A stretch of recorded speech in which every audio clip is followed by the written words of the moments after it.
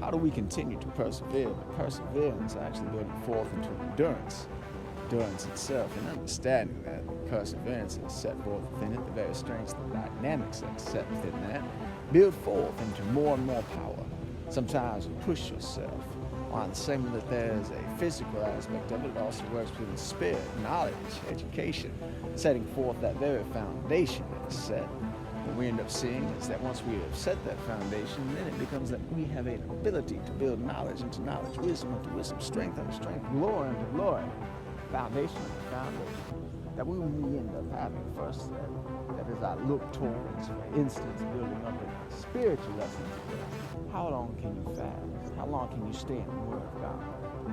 Have you taken the opportunity to read through the divine scriptures, to read through them in the original text? Have you read them in Aramaic, Greek, Arabic? Did you look at the different texts of other religions around the world?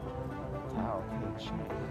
Did you read through the Quran, biblical texts, the Torah, the Tanya, Sefer Yetzirah, the Zohar?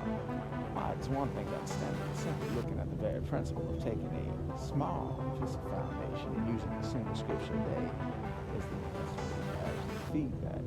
But sometimes we start very small with something as simple as a scripture, and it evolves where we have an infinite understanding of the very lesson coming forth from the Word of God, to have a new memory, a new taste for it. Not the same works in the physical.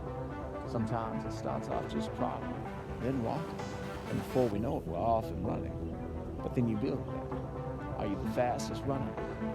Do you have the most stamina? Can you win the marathon? It is continuing in that same perseverance as knowledge as well. It starts with simply taking the opportunity to learn from your parents, those closest to you as a child, learning to speak, learning to read, and then taking it into the next level. How far can you continue? Can you get that master's degree, the PhD, the secondary degree? You have 2 master's degrees. Why? It's absolutely limitless.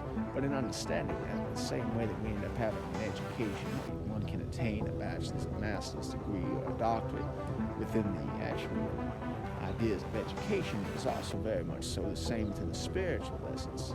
You look towards prophecy, revelation, and the spiritual growth is actually parallel within that, as well as political, I suppose. But at looking at that, well, how do we end up having this being the elect? Why, within Christianity itself, it does mention that there are 144,000 elect.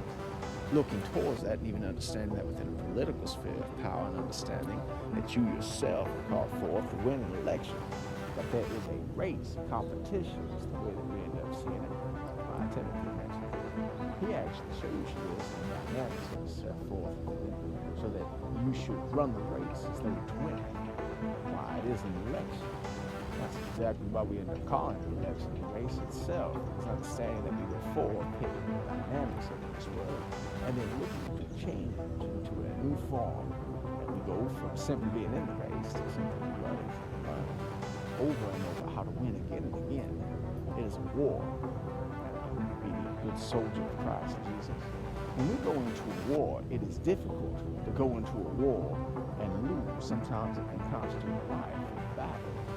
But to understand that battle and to continue to persevere towards the very righteousness and dynamics that is set forth to give us that new opportunity, it allows continually for us to look towards and to build grace into grace, and new perception, giving us the spiritual, infinite opportunities that are necessary.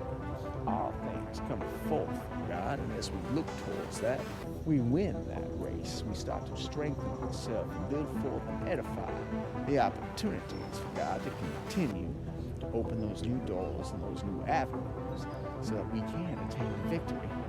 It is an understanding that Jesus himself has set forth and given us the very perfect example of the sinless man, and we continue to go towards that, to build, edify, strengthen ourselves spiritually, physically, mentally, and in every characteristic, look towards divine growth, increase, and love of God. My message for you today is a message for that divine increase in the spiritual blessings and plenitude in your life.